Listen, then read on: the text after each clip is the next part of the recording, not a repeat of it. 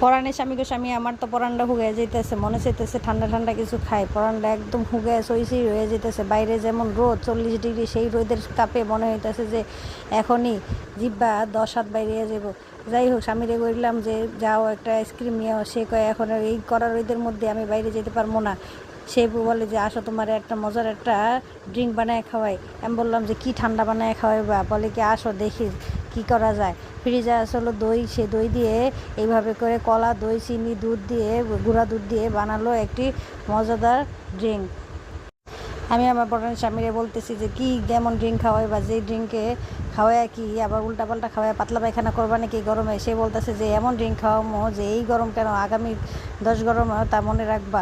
সে একটি ব্লেন্ডার জগের মধ্যে 2টি কলা এবং কয়েক চামচ টক মিষ্টি দই দিয়ে দিল এবং এটার সাথে কয়েক চামচ দুধ, গুঁড়া দুধ দিল।